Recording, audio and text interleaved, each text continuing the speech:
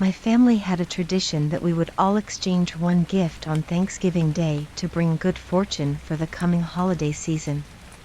We never gave anything fancy, just candy, CDs, socks, or maybe a book. The week before Thanksgiving we would all gather around, and our names would go into a hat. Like Secret Santa, but we didn't hide it from each other. We would all reach in and pick a name. For a little more context, I'm the middle child, a boy sandwiched between older and younger sisters. Plus, our only remaining grandmother had just moved in with us. So, all 6 of our names go into the hat and fate decides the rest. So here is how it all goes down. My youngest sister Ricky went first. She got Mom. Mom picks next and gets Grandma. Grandma then picks my name. Great, I say to myself, another pair of socks. My turn to pick and I get my older sister, Claire. She then picks Dad, which means Dad gets my youngest sister. After our big ceremony, I was excited to start thinking about what to get for Claire. I wanted it to not only be awesome, but like beyond awesome.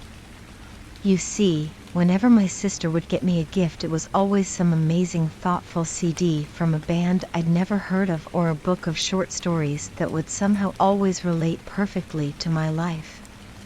I felt like I could never give her something as thoughtful, but damn it, I was going to try. I spent the next few days trying to figure out what to get. The problem is, it seemed like she had everything. How am I going to find something that she likes? She is the deep-thinking artistic type, so what, like a candle? I was getting frustrated. I kept thinking I could get her a cool book, but with the amount she reads, how would I find something she hasn't read already? Then it hit me. There was an old antique bookstore in town that I have always wanted to visit but never have. I thought they must have some old, weird, obscure, something that she would like, right? 2 days before Thanksgiving I decide to go down to the bookstore. I have never gone here before because this place has always given me the creeps. I don't know what it is about it though. There is nothing traditionally creepy about it. It's packed into a small strip mall between a check cashing place and an adult novelty store. Maybe I was just nervous someone would see me and think I was going into adult pursuits too instead of the bookstore, but nevertheless this was the time to go. When I entered the bookstore, I was immediately overcome with the scent of incense and old books. It felt almost welcoming. I wish it didn't. I wish there was something that told me to just turn around and leave. Welcome, an older, delicate voice came from around a stack of books. For some reason I wasn't expecting this and let out a sort of peep noise. Sorry to startle you, child. Are you looking for something? Or do you hope something finds you? What? I thought. Sometimes books just find where they're meant to be.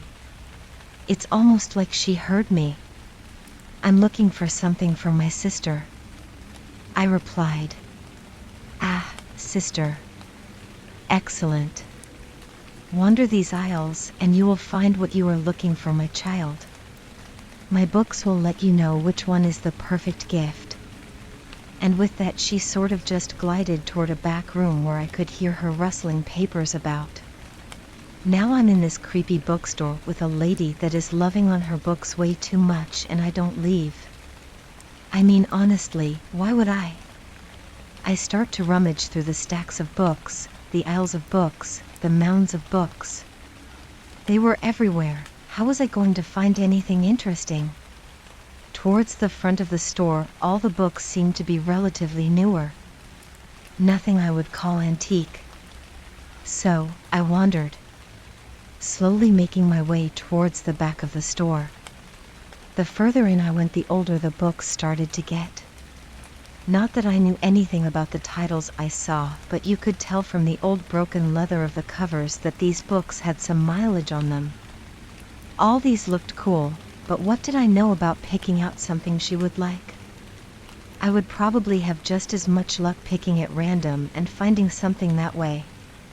Right when I had that thought is when I saw it. A small leather book bound in twine. Many thanks was written on the spine.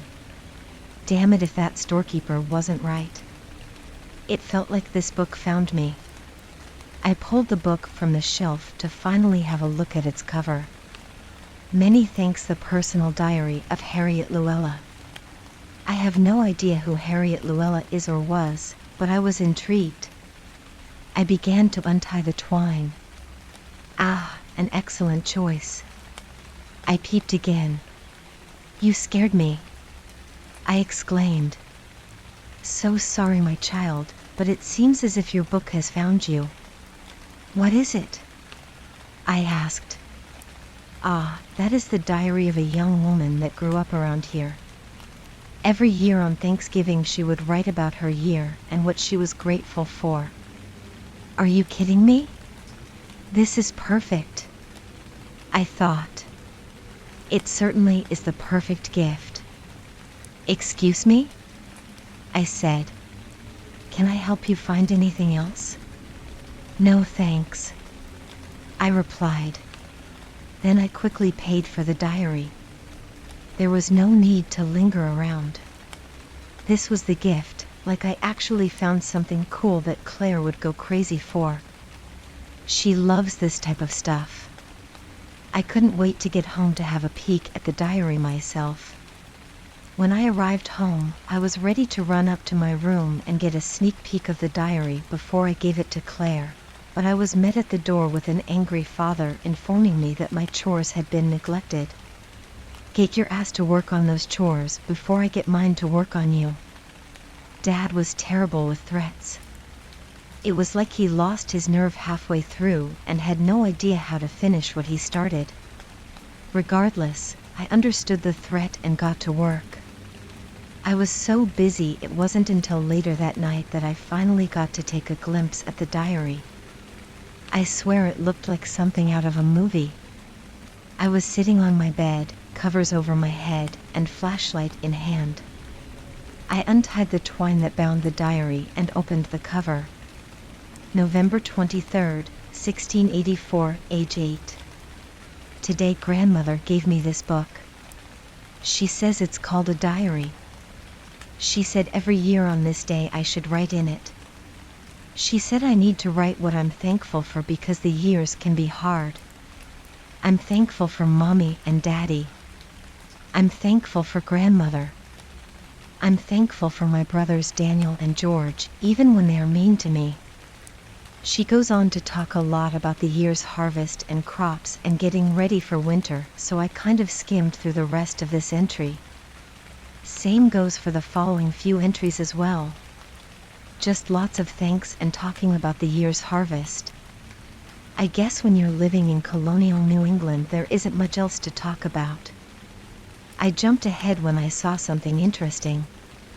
November 24th, 1689, age 13.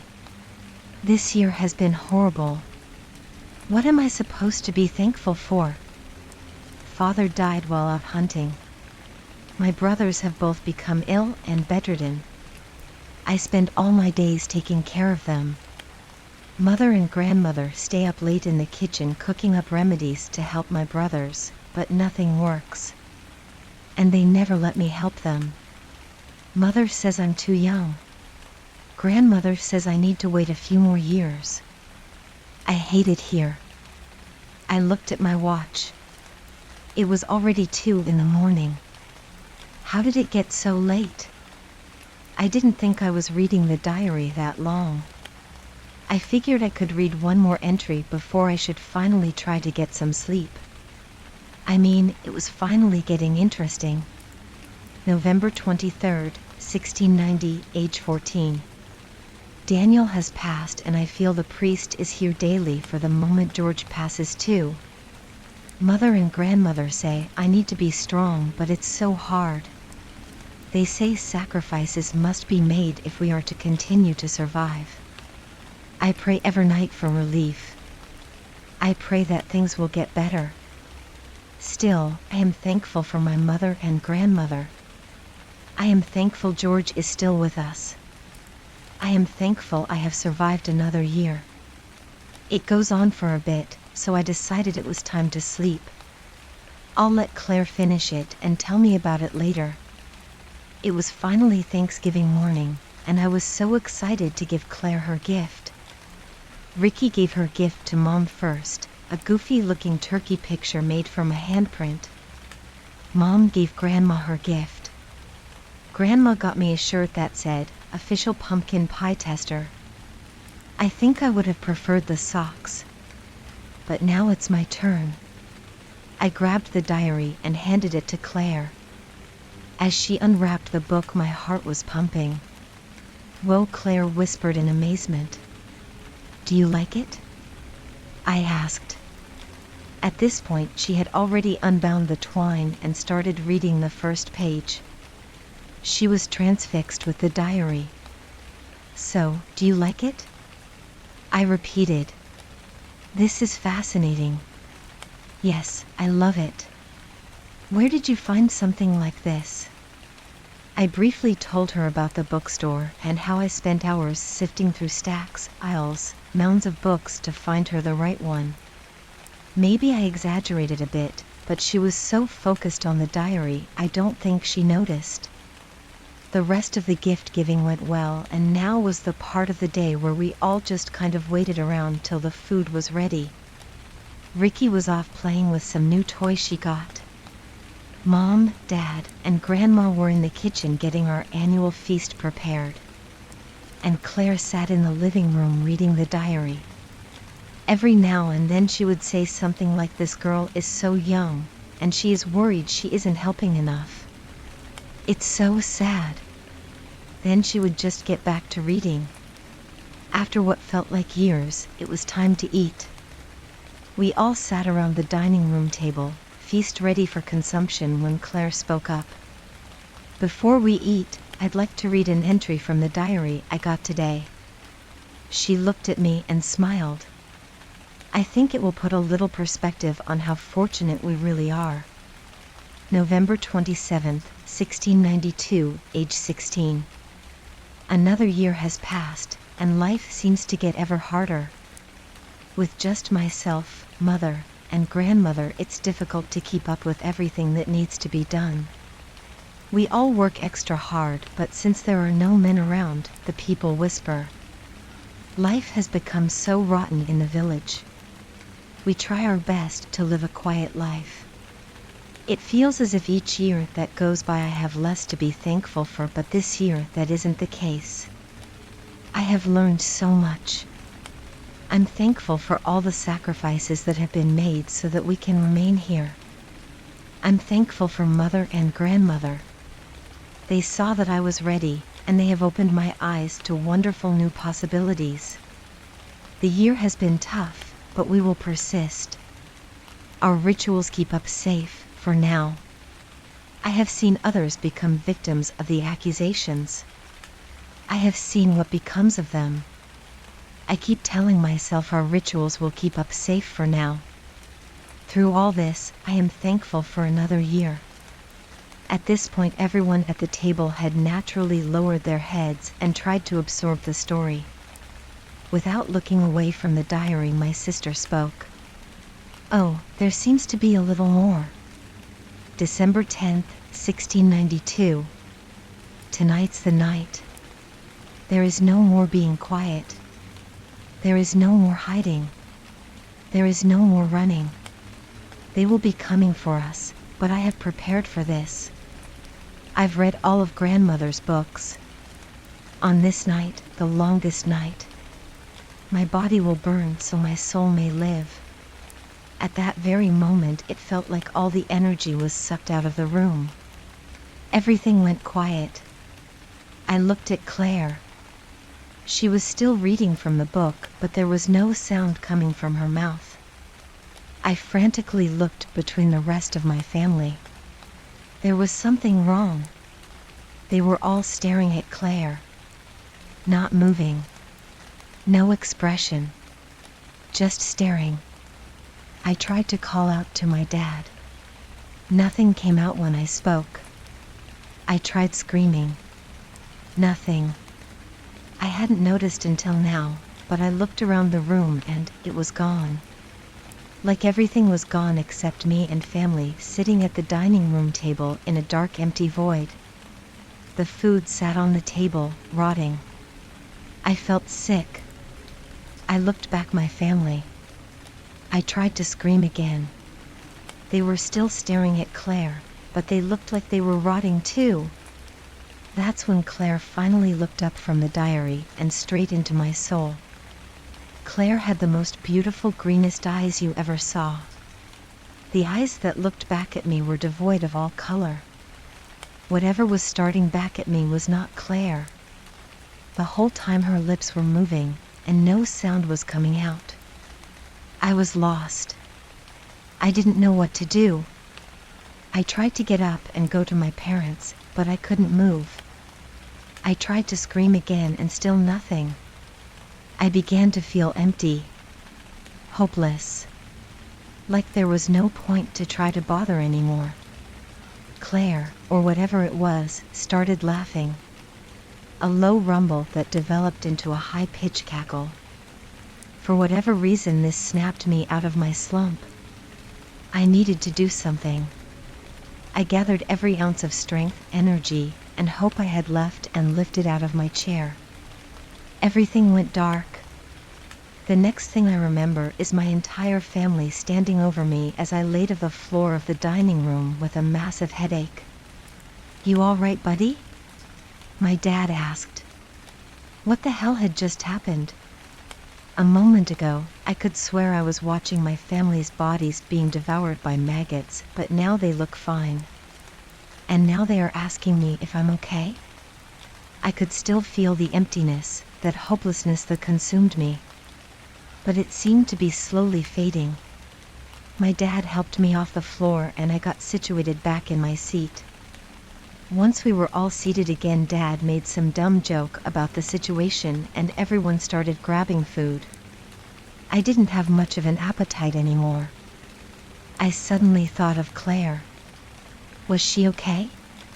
I looked over to her and we made eye contact.